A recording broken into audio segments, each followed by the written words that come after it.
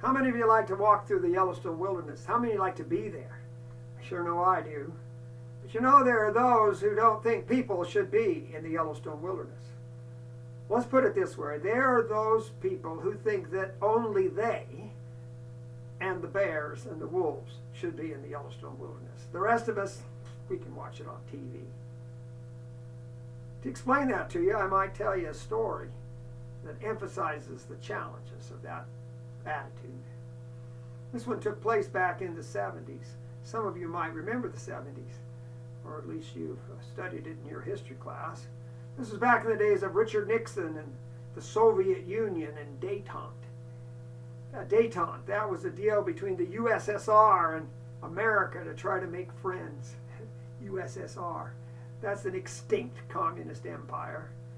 But anyway, the idea was that folks from America would go and study and be and enjoy the Soviet Union, and folks from that country would come here and enjoy and be with us. They'd send their ballerinas and their athletes. Trouble was, at the end of the adventure, the Americans were more eager to get back to America, but those ballerinas and athletes from the Soviet Union wanted to stay. It was a little bit of a crimp, but this is a story about one particular Russian who wasn't interested in not staying in America, but studying in America. He wanted to study the grizzly bear. He wasn't interested in the black bear. Can anyone tell me the name of the American black bear? Give you a hint there. That's right, Ursus americanus, the American bear. He wasn't interested in the American bear. He wanted to study the horrible bear, Ursus horribilis, the grizzly bear.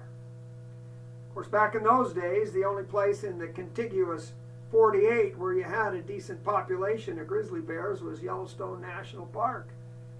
And so when his request came in, they looked it over, and the word came down from the White House to the State Department to the superintendent of Yellowstone National Park. There was going to be a Russian bear expert coming to study the grizzly bear. Well, the superintendent wasn't too excited about it, but he knew when he had to cave, and so he got himself in contact with our Russian bear expert. He did set some limits on him, though. He wanted to keep the impact down, and so he told him the group would have to be as small as possible. Well, our Russian wasn't opposed to that. He said just 3 will come. That will be himself, his guide, and a cinematographer to make a movie. Well, for a guide, he chose an Englishman. Now, that doesn't cut it. If anyone knows, if you're going to have a guide in the Yellowstone backcountry, who do you want? That's right, a Shoshone Indian. That's who you got to have. But no, he wanted this Englishman.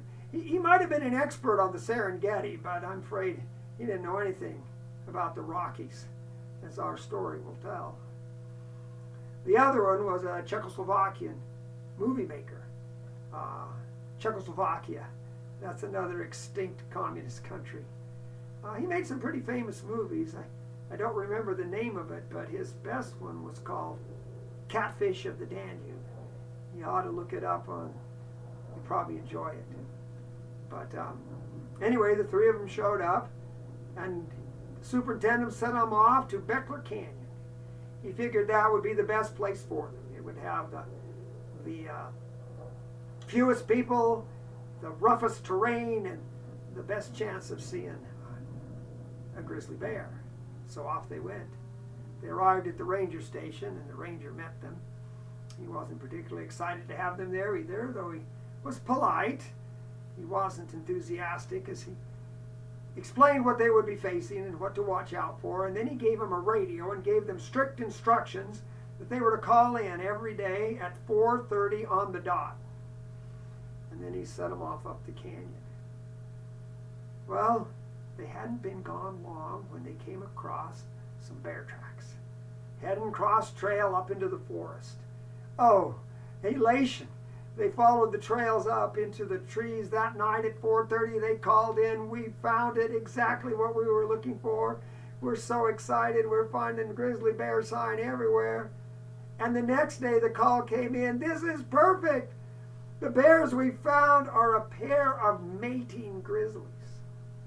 Now, if you know anything about bears, most of the year, when a male meets a female, she's lunch.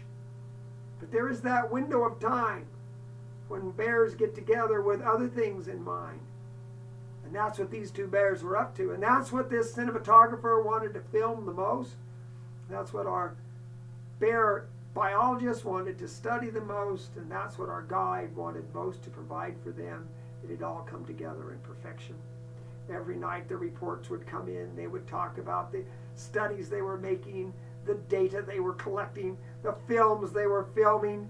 Everything was wonderful. And then suddenly, 4 or 5 days into it, nothing. Well, you know, rangers are busy people.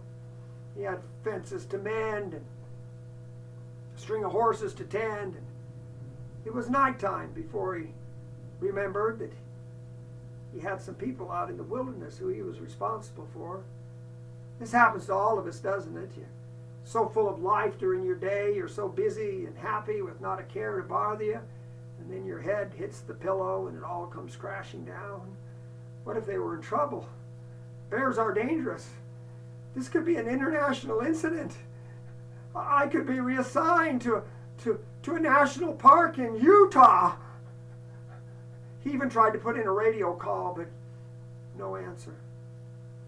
Now, maybe the radio was just dead. Anyway, first thing in the morning, he gave a call to the government hunter, Frank Timbimbu.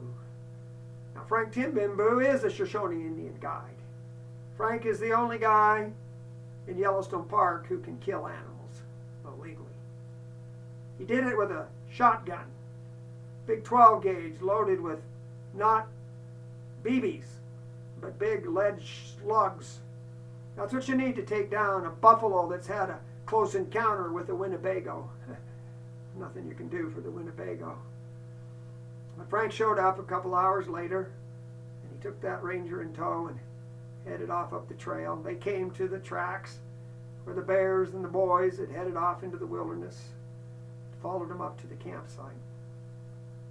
It didn't take a Shoshone Indian guide to tell what had happened. There were tracks everywhere, the slushy snow amuck with blood. Frank looked around and he saw where a set of tracks ran out of the camp and up the ridge over the top. Ranger in tow, he headed for the ridge. On one side, a great big set of grizzly bear tracks. On the other, an even bigger set of grizzly bear tracks. He crested the ridge, looked across the gully, and there on the south-facing slope, laying out in the sun, sleeping, digesting, this pair of beautiful big grizzly bears. They didn't even wake up. He shot them that fast. The ranger was shocked. He was desperate. After all, there should have been some kind of adjudication, some kind of debate, some kind of discussion. Now they were dead. He followed Frank down across the gully. They approached the carcasses. Frank reached in his back pocket, started pulling out great big black plastic garbage bags, throwing them out on the ground. "What are you doing?" said the ranger. "I'm retrieving the carcasses." Frank reached down in his boot and pulled out his skinning knife, walked up to that big female bear laying there on her back, split her belly open, out-dumped recognizable chunks of that Englishman and that Russian. Frank turned to the ranger and he says, "You know what this means, don't you?" The ranger says, "Yeah, I know what this means. It means Yellowstone National Park has just lost 2 of its best breeding bears." "No," says Frank. "It means the check's in the mail."